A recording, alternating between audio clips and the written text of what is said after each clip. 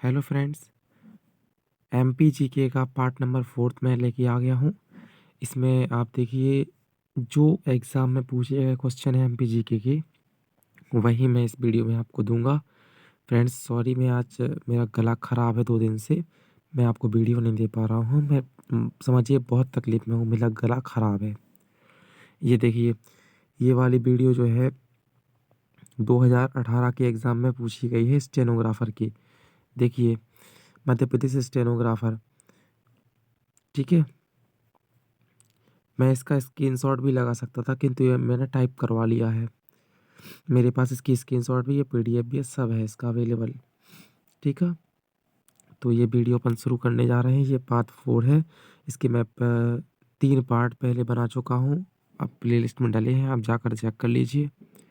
आपके स्टेनोग्राफर के admit card launch हो गए हैं। आज अपना अपना स्टेनोग्राफर का एडमिट कार्ड डाउनलोड कर लीजिए, असिस्टेंट ग्रेड 3 का। उसमें एक बात याद रखिएगा, जो पासवर्ड मांगेगा, ठीक है, जो पासवर्ड मांगेगा वो आपके मेल आईडी पर आया होगा फॉर्म भरते टाइम, ठीक है। परेशान मत होइएगा, पासवर्ड आपकी मेल आईडी पर आया होगा, ठीक है। चलिए वीडियो शुरू करते हैं अपन। ये देखिए, पहला प्रश्न है, ये 2017 के कांस्टेबल के एग्जाम में आया था। महाजनपद युग में उज्जैन किसकी राजधानी थी? प्रश्न है, महाजनपद युग में उज्जैन किसकी राजधानी थी? तो इसका उत्तर है अवंती की राजधानी थी। इसमें 4 ऑप्शन दिए थे, मत्स्य, अशोक, बज्जी, अवंती। तो महाजनपद उज्जैन अवंती की राजधानी थी, ठीक है।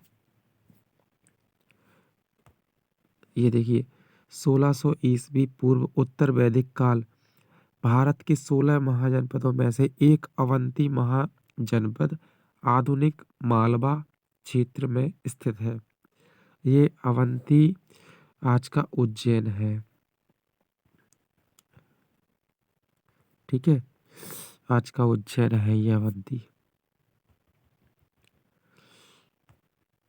अगला प्रश्न देखिए, ये एमपी कांस्टेबल 2017 में है। मध्य प्रदेश में किसकी मृत्यु के बाद मराठाओं ने अधिकार प्राप्त कर लिया था? अशोक, औरंगजेब, हर्षवर्धन, कनिष्क।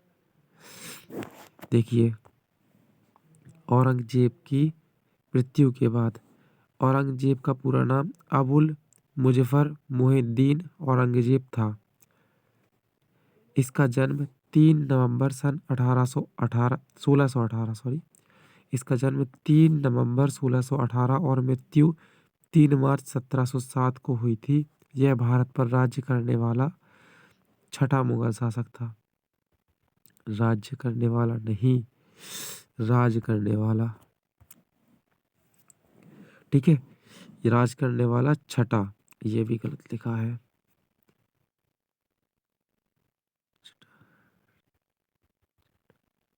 ठीक है, अगला प्रश्न है, ये भी एमपी कांस्टेबल 2017 का है। आगे देखिए, इसमें ये देखिए, ये डाटा एंट्री ऑपरेटर और स्टेनोग्राफर के एग्जाम में आया है।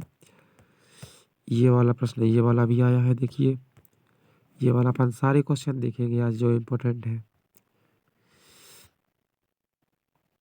ठीक है। ये देखिए, तीसरा प्रश्न, भारत में किस राज्य में प्रसिद्ध सांची का स्तूप है?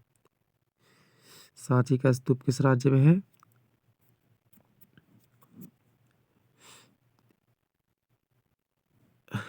मध्य प्रदेश में है अपने, ठीक है। सांची भारत बौद्ध में महान स्तूप के लिए प्रसिद्ध है। यह भारत के मध्य प्रदेश के रायसेन जिले के सांची शहर में है। यह स्थान बौद्ध धर्म का बखान करता है। सांची के स्तूप का निर्माण महान सम्राट अशोक ने करवाया था। सांची के स्तूप का निर्माण किसने करवाया था? अशोक ने करवाया था, ठीक है। यह एक प्रसिद्ध पर्यटन स्थल भी है। यहाँ कई प्रकार की बौद्ध संरचनाएं, मठ, स्तंभ देखने को मिलते हैं, ठीक है। पता चल गया आपको। सांची मध्य प्रदेश में है, मध्य प्रदेश के अंदर सांची क्यों प्रसिद्ध है? बौद्ध महान स्तूपों के लिए प्रसिद्ध है। ठीक है, इसमें मठ, स्तंभ, कई प्रकार की, ये सब बौद्ध धर्म का बखान करता है। ठीक है फ्रेंड, चैनल को सब्सक्राइब कर लीजिएगा प्लीज। अगला प्रश्न देखते हैं, भीमबेटका गुफाएं किसके लिए प्रसिद्ध है? तो भीमबेटका गुफाएं किसके लिए प्रसिद्ध है? ये 2017 का प्रश्न है, बताइए आप। टाइगर पार्क हो, गुफा कला, शैल चित्र, मूर्तियां। भीमबेटका की गुफाएं शैल चित्रों के लिए प्रसिद्ध है। ये देखिए, शैल चित्रों के लिए प्रसिद्ध है भीमबेटका गुफाएं। भारत के मध्य प्रदेश में ये रायसेन जिले में स्थित हैं। ये गुफाएं शैल चित्रों और शैलाश्रयों के लिए प्रसिद्ध है। इनका निर्माण आदि मानव द्वारा किया गया था। आदि मानव द्वारा किया गया था। मुख्य रूप से ये गुफाएं मध्य भारत के पठार के दक्षिणी किनारे पर स्थित विंध्याचल पहाड़ियों के निचले छोर पर है। ठीक है, आप चाहे तो इसका स्क्रीनशॉट भी ले लीजिए। ये है प्रश्न इसका, भीमबेटका की गुफाएं कहाँ है। ठीक है, और ये इसका उत्तर है ये। ठीक है, इसका स्क्रीनशॉट ले लीजिए चाहे तो। अगला प्रश्न है, ये 2017 के कांस्टेबल में आया था। खजुराहो शासकों की राजधानी थी। खजुराहो शासकों की राजधानी थी। चंदेला, कान्हा, मार्यन, सातवाहन। खजुराहो बताओ किन शासकों की राजधानी थी? तो खजुराहो चंदेल वंश की राजधानी थी, आई थिंक। यस, चंदेल वंश मध्यकालीन भारत का प्रसिद्ध राजवंश था, जिसने 8वीं शताब्दी से 12वीं शताब्दी तक स्वतंत्र रूप से यमुना और नर्मदा के बीच बुंदेलखंड तथा उत्तर प्रदेश के दक्षिणी पश्चिमी भाग पर राज किया। कहाँ कहाँ? ये पुराने ज़माने में स्थिति ऐसे ही बताई जाती थी जब मैप नहीं हुआ करता था। कैसे कि नदियों का किनारा बता दिया, पहाड़ों का किनारा बता दिया, और बता दिया कि बीच का क्षेत्र। ऐसे एड्रेस बताया जाता था पहले। तो कैसे बताया इन्होंने? 8वीं से 12वीं शताब्दी तक स्वतंत्र रूप से यमुना और नर्मदा के बीच बुंदेलखंड तथा उत्तर प्रदेश के दक्षिणी पश्चिमी इलाका, मतलब नर्मदा और यमुना के बीच का क्षेत्र कौन सा? उत्तर प्रदेश, और बुंदेलखंड का दक्षिण पश्चिमी भाग, ये वाला भाग है ना। तो ऐसे बताया करते थे पहले। और आज किया, चंदेल कालीन स्थापत्य कला ने समूचे विश्व को प्रभावित किया। चंदेल कालीन, और इस दौरान वास्तुकला तथा मूर्तिकला ने अपने उत्कर्ष पर थी। इसका सबसे महत्वपूर्ण उदाहरण खजुराहो मंदिर है। खजुराहो मंदिर की जो जितने भी शैल चित्र हैं, मूर्तियां हैं, मंदिर है, वो सब चंदेला शासकों ने बनवाए थे। ठीक है, क्वेश्चन आए अगर कि खजुराहो मंदिर का निर्माण किसने करवाया था, तो वो सब चंदेला राजाओं ने करवाया था। चंदेला राजाओं के द्वारा ही सारी मूर्तियां बनवाई गई थी। ठीक है, बढ़ते हैं अगले प्रश्न की तरफ। अगला प्रश्न ये देखिए, Madhya Pradesh stenographer data entry operator संयुक्त भर्ती परीक्षा 2018। ठीक है, सेकंड शिफ्ट का है ये क्वेश्चन। देखिए प्रश्न था, उत्तरी मध्य प्रदेश में स्थित खजुराहो मंदिर को निम्नलिखित में से किस राजा द्वारा बनाया गया था? तो ये अभी अपन पढ़ चुके हैं, चंदेल। जस्ट अभी अपन ने क्वेश्चन किया है। ये देखिए, खजुराहो खालिस्तान शासकों की राजधानी थी, चंदेलों की। तो इनका निर्माण किसने करवाया था? चंदेलों ने। ठीक है, ये देखिए, चंदेलों के बारे में अगर आपको ज़्यादा जानना हो तो इसका स्क्रीनशॉट ले लीजिए आप। ठीक है, पढ़ते हैं। चंदेल वंश गोंड जनजातीय मूल का राजपूत वंश था। कहाँ का था? तो गोंड का। ठीक है, जिसने 8 से 12वीं शताब्दी तक स्वतंत्र रूप से राज किया। प्रतिहार के पतन के साथ, प्रतिहार राजवंश है एक पर, के पतन के बाद ही चंदेल 9वीं शताब्दी में सत्ता में आए। अब ये क्वेश्चन रहेगा, चंदेलों के पहले कौन शासक था? तो प्रतिहार वंश था। ठीक है, उनका साम्राज्य उत्तर में यमुना नदी से लेकर सागर, मध्य प्रदेश, मध्य भारत तक और धसा नदी से विंध्य पहाड़ियों तक फैला। खजुराहो, महोबा, अजयगढ़ उनके प्रमुख गढ़ थे। चंदेल राजा नंद या गंड चंद या नंद गंड ने लाहौर में तुर्कों के खिलाफ अभियान में एक अन्य राजपूत सरदार जयपाल की मदद की, लेकिन गजना यानी गजनी के महमूद ने उन्हें पराजित कर दिया था। 1023 ईस्वी में चंदेलों का स्थान बुंदेलों ने ले लिया था। अभी जो बुंदेलखंड के नाम से प्रसिद्ध है ना ये जगह, वो बुंदेल राजाओं की वजह से है।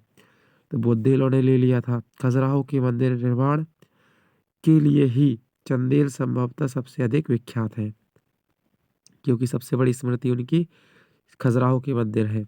और चंदेलों के बाद फिर बुंदेलों ने उनका शासन छीन लिया था। ठीक है, तो ये बुंदेला राजवंश चला। फिर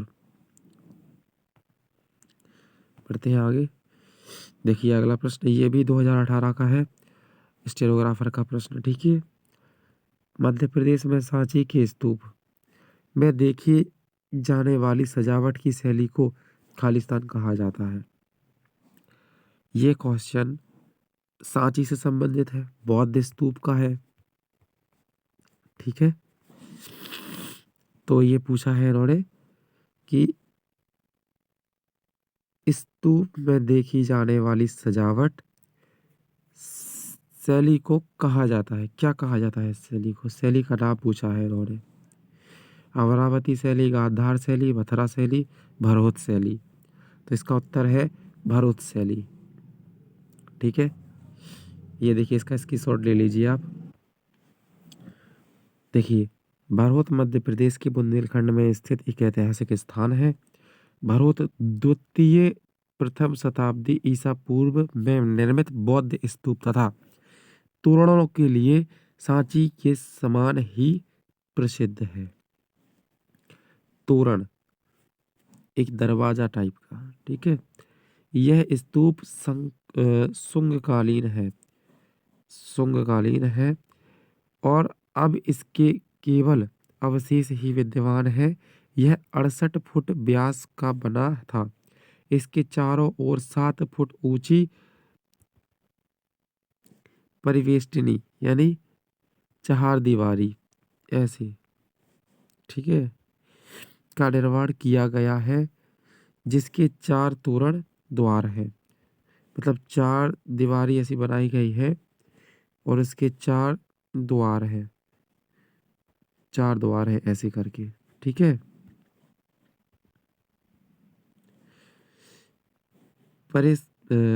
परिवेष्टनी तथा तोरण द्वारों पर यक्ष, यक्षिणी तथा अन्य अर्ध देवी देवताओं की मूर्तियां, जातक कथाएं तक्षित हैं, पत्थर पर बनी हुई है। ठीक है, जातक कथाएं इतने विस्तार से अंकित हैं कि उनके वर्ण विषय को समझने में कोई कठिनाई नहीं होती है। भरहुत और सांची के तोरणी की मूर्तिकारी तथा कला में बहुत सभ्यता है। इसका कारण इनका निर्माण काल और विषयों का एक होना है। ठीक है, अगला देखिए, ये भी स्टेनोग्राफर परीक्षा में पूछा गया है 2018 की। ठीक है, इसको देखिए, राजा बनने से पहले सम्राट अशोक वर्तमान में मध्य प्रदेश के निम्नलिखित जिलों में से किसके राज्यपाल थे? मतलब राजा अशोक थे, जो सम्राट अशोक, वो सम्राट बनने से पहले वर्तमान मध्य प्रदेश की निम्नलिखित में से किस जिले के राज्यपाल थे? शिवपुरी, सतना, उज्जैन, अशोकनगर। इसका उत्तर है उज्जैन।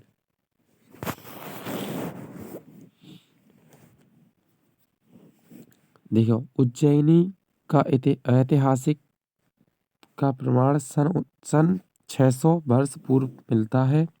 तत्कालीन समय में भारत में जो 16 जनपद थे, उनमें अवंती जनपद भी एक था। अवंती उत्तर एवं दक्षिण इन दोनों भागों में विभक्त होकर उत्तरी भाग की राजधानी उज्जैन थी तथा दक्षिणी भाग की राजधानी माहिष्मती थी। ठीक है। उस समय चंद्रप्रद्योत नामक सम्राट सिंह सिंहासनारूढ़ थे। प्रद्योत के राजवंशों का उज्जैन पर ईसा की 3री शताब्दी तक प्रभुत्व था। मौर्य साम्राज्य के अभ्युदय होने पर मगध सम्राट बिंदुसार का पुत्र अशोक उज्जैनी के सम्राट की बागडोर अपने हाथ में संभाली और उज्जैनी का सर्वांगीण विकास किया। सम्राट अशोक के पश्चात उज्जैनी ने दीर्घ काल तक अनेक सम्राटों का उतार चढ़ाव देखा। 7वीं शताब्दी में उज्जैन कन्नौज की हर्षवर्धन साम्राज्य में विलीन हो गया। उस काल में उज्जैन का सर्वांगीण विकास भी होता रहा। ठीक है। उज्जैन जो था आपका अवंती इस प्रकार से था। ठीक है, क्या बोलते हैं इसको। ठीक है, और ये 2 भागों में बटा हुआ था। ठीक है, एक भाग को माहिष्मती बोलते थे, एक को अवंती बोलते थे। ठीक है,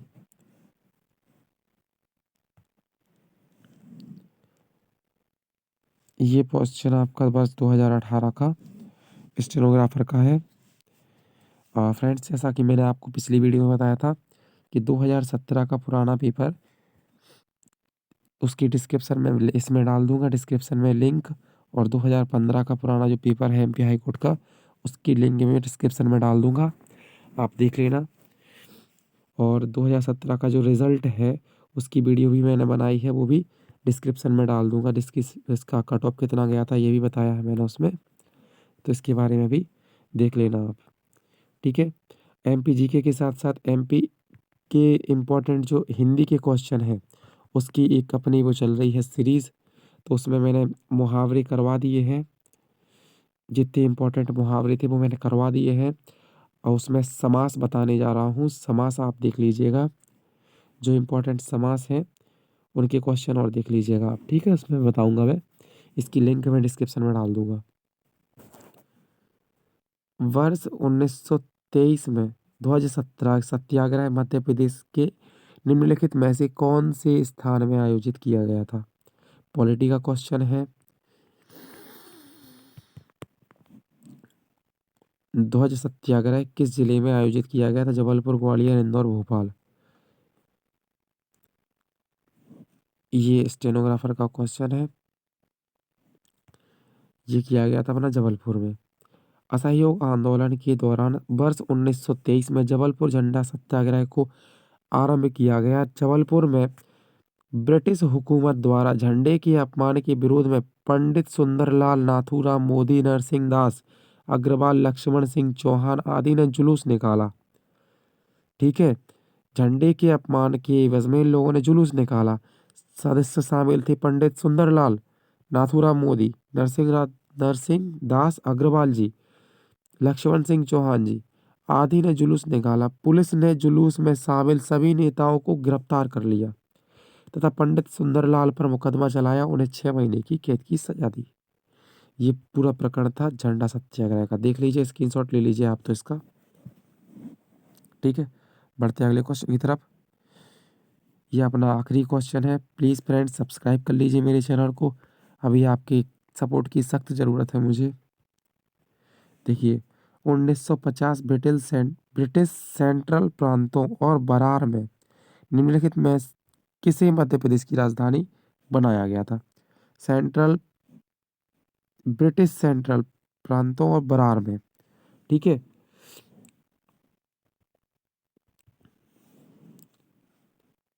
ग्वालियर, इंदौर, पुणे, नागपुर। ठीक है,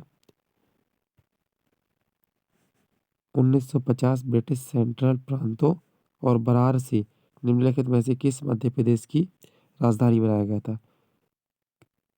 ठीक है, तो ये 2018 का क्वेश्चन है। इसमें अपना नागपुर बनाया गया था।